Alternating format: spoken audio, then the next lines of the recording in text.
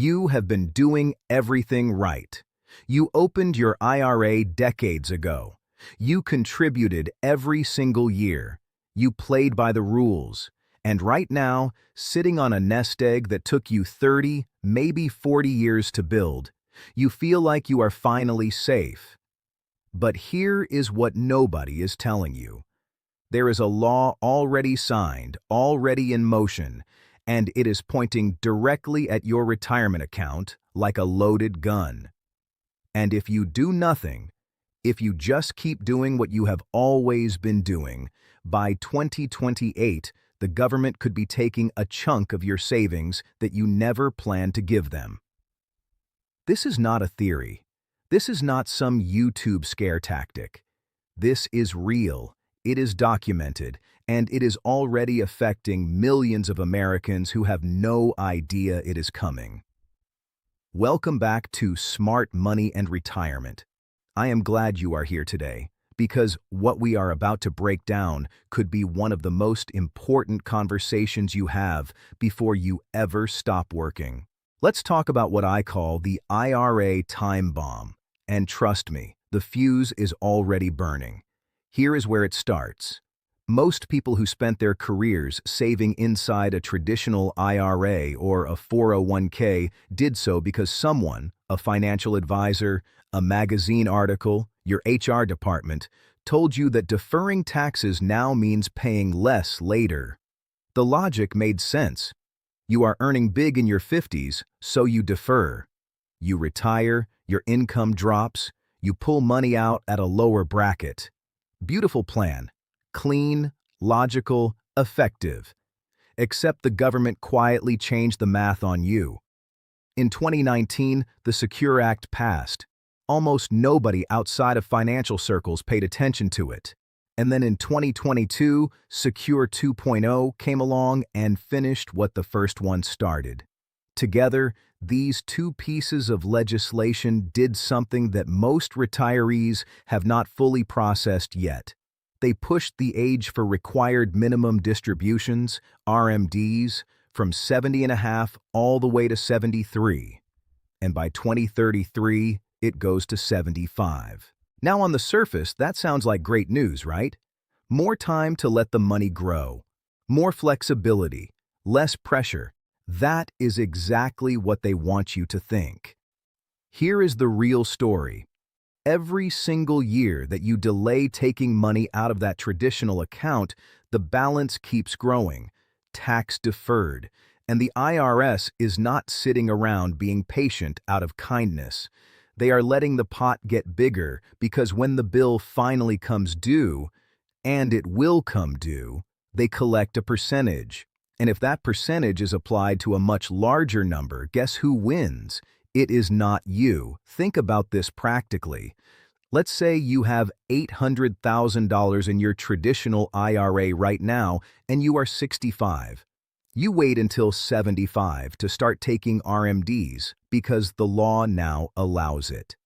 At a modest 6% average annual growth, that account does not sit still.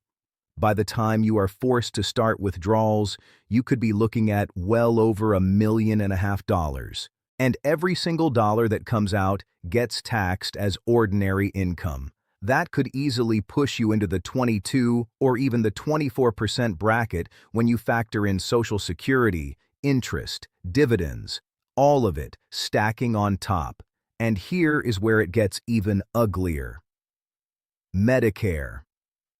Most people do not connect their IRA withdrawals to their Medicare premiums, but you absolutely should.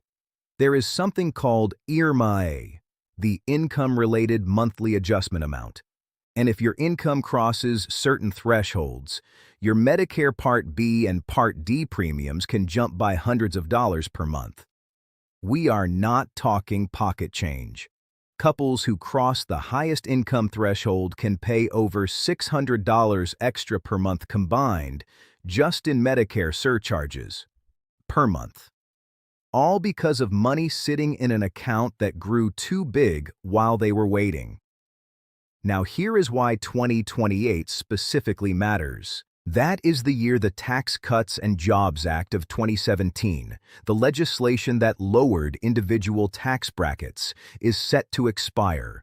Unless Congress acts, and right now there is no clear sign they will, the old higher rates come back. The 22% bracket could snap back to 25.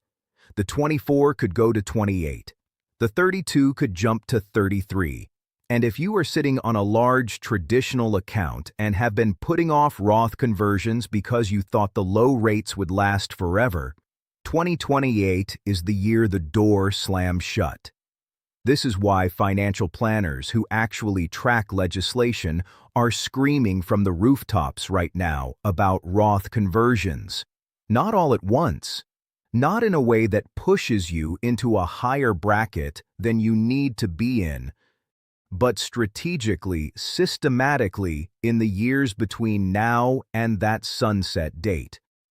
You convert a portion each year, you pay the tax at today's lower rates, and you move that money into an account that the government can never touch again with ordinary income tax. Your Roth IRA grows tax-free, withdrawals in retirement are tax-free, and your heirs, if you leave it to them, get tax-free income as well.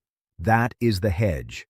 That is the move that separates the people who come out ahead from the people who hand over a massive, unexpected chunk of their life savings to the IRS in their 70s and 80s when they are least equipped to absorb the hit. And if you have a spouse or you are widowed, listen closely right now. When one spouse passes, the survivor goes from married filing jointly to single filer. Every income threshold cuts in half overnight. That Medicare surcharge that did not apply to you as a couple, it might apply to you alone. That tax bracket that was comfortable, it might not be anymore. The Roth conversion strategy is not just a tax play. It is a protection strategy for the spouse who outlives the other. And statistically, in most couples, one person is going to outlive the other by years, sometimes a decade or more. So, what do you actually do right now? First, you get a clear picture of what is in every traditional pre-tax account you own. Total it up. Be honest about what bracket you are in today. Then you look at the gap. If you are in the 12% bracket and the 22 starts at a certain income level, that gap is your conversion window. Work with a fee-only financial planner or a CPA who specializes in retirement income and build a conversion ladder, year by year, deliberate and calculated. You do not have to move everything at once. You just have to start moving. Second, if you are not yet 73, do not sit on your hands assuming you have time. The whole point of this video is that time is the enemy here, not the friend. The longer your traditional account sits untouched, the bigger the eventual tax hit. Starting now, even small conversions can make a difference of tens of thousands of dollars over the course of your retirement. Third, look at your overall income picture. Social Security timing, investment income, pension payments, part-time work, all of it affects what bracket you land in. A good retirement income plan does not look at accounts in isolation. It looks at everything together, every year, and makes adjustments. This is exactly the kind of planning we break down right here on Smart Money and Retirement, because you deserve to know what is actually happening with your money. Not a simplified version, not the feel-good version, the real version. If this opened your eyes today, do one thing right now. Hit subscribe so you do not miss what comes next, because the next few videos are going to go even deeper into the conversion strategy, the IRMA brackets, and the estate planning angles that most people completely overlook until it is too late. And drop a comment below. Tell me where you are in this process. Are you already doing Roth conversions? Are you just learning about this? Have you talked to your advisor about 2028 yet? I read every single comment, and your questions shape what I cover next. The money you saved belongs to you.